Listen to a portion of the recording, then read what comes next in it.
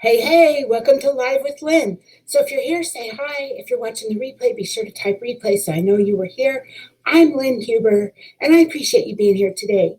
So you know what? Today is Independence Day in the United States. It's a day where we reflect on our freedom and our wonderful country. And thank you to all the men and women who fought so hard for our freedom. Such reflections, though, also bring to mind our personal freedom and our independence. And so today I thought it would be a good time to talk about how to transcend the fear in your life and find freedom. You know, fear is a part of life, and some fear is helpful, obviously. I mean, you're afraid to stick your hand into a fire or jump off a cliff. Those are good things to be afraid of, right? I mean, if you weren't afraid of anything, you wouldn't live long for sure. But most of our fears are crippling and they influence our decisions in negative ways. And they're not good for us, right? So so imagine you're walking through the woods and you get a thorn in your arm. You get a thorn in your arm, right? You'd probably likely remove it and go on about your life. It was no big deal, and you would forget about it pretty quickly. Hi, Anitra, good to see you. So you'd forget about that pretty quickly. You got the thorn out and it's gone, right? But imagine if you didn't deal with it. So eventually that thorn would affect many of your decisions. It would become infected and sore. You'd be careful not to bump anything because your arm would hurt, right? You'd avoid most sports.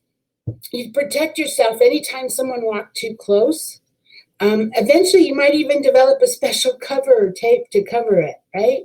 And then you have to worry about finding clothes that fit over it, and you wouldn't be able to go swimming because the tape might come off.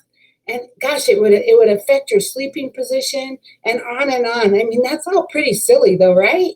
I mean, just because you didn't take care of that thorn, and if you refuse to take care of it, then you've got all these different things that maybe you're having to deal with because you didn't pull that thorn out, right? But you know what? Fears are the same way.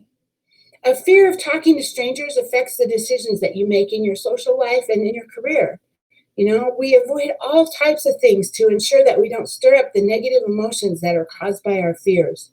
If you're with me in Avon, you might be afraid to pass out brochures to people because you're afraid to talking to people, right? And then your business might fail because you didn't talk to anybody. And how are you going to get new customers? If you're afraid to talking to strangers, you might avoid interviews. And then how would you find that new job, right?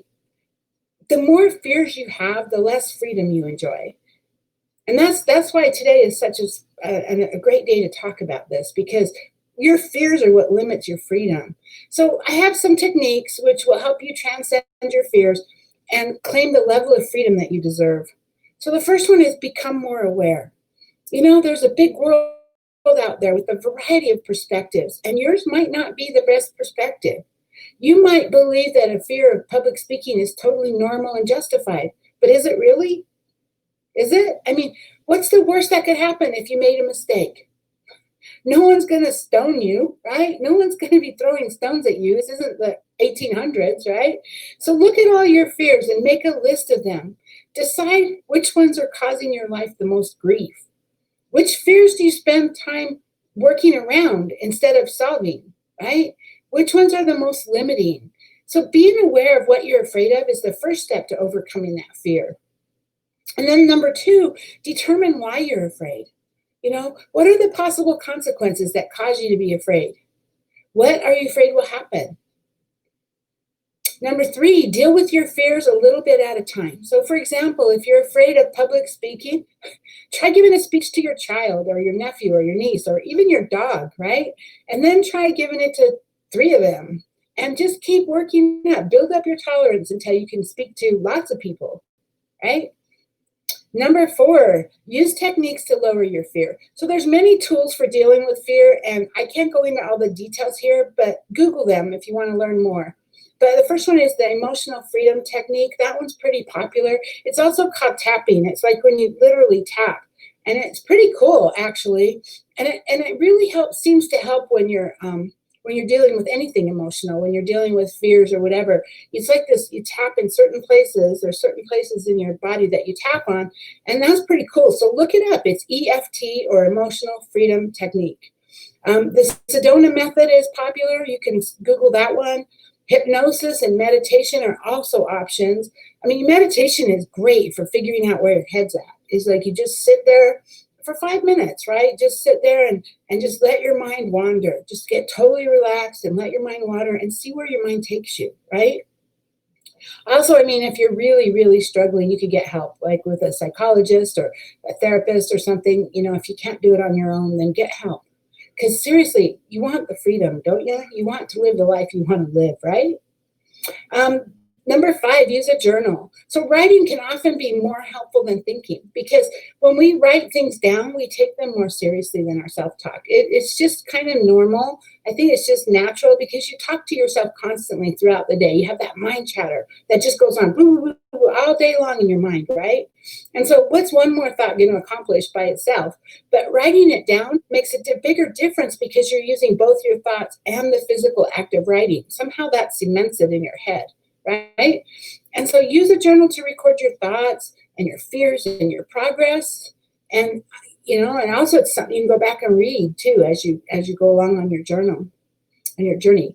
So number 6, develop a new understanding of failure. So many of the silly fears that we have are related to a fear of failure, right? I mean, ask yourself, what can happen if you fail? For me, failure is just me figuring out that didn't work. Right? And so I just need to figure out another way and try that. And that's really the most successful people. That's what failure is to them. Okay, that didn't work. Let's try something else. Let's go back to the drawing board. What else? What can we do next? Right? Failure can be a great thing if you learn from it and apply it to your life. Imagine a life without any irrational fears. What would you do if you weren't afraid of failing? So with today being Independence Day, a day of freedom, take a look at yourself and take control of your fears. You can measure your personal freedom by the number of fears that you have, right? We really aren't free if we have all those fears holding us back. Everyone develops fears. It's a natural consequence of living, and you have a choice. You don't have to keep your fears. So spend some time every day dealing with your fears and reclaim your life. Don't let those fears hold you back, because there is so much you can accomplish. So, hey, now I'd love to hear from you. What are you afraid of? And what are you going to do to work on that? Anitra saying, I always have to find different ways to do things. Exactly. I know you do. That's part of your life, is you're always having to look at ways that you can do things better, right? So what are you afraid of, and what are you going to do to work on that? And especially, since today's the 4th of July, and I know things are crazy right now with this coronavirus, and so there's not a lot we can do outside. I mean, we'll go outside, but with lots of people. Richard and I are just staying home and barbecuing. But what are you going to do today to celebrate your independence? Are you going to be with friends and family? You're going to watch a movie? I mean, what are you going to do today? I'd love to hear. So get down in the comments and share your thoughts. I'd love to hear your stories. So thanks for being here. Oh, hi, Patty. Good to see you. I was just ending, so you got here just in time. But anyway, thanks for being here, Anitra and Patty and anyone else who might be here that just hasn't commented, and anyone who's watching the replay. I appreciate you. I hope you have a wonderful 4th of July weekend, and I will see you tomorrow. Have a great day. Bye-bye.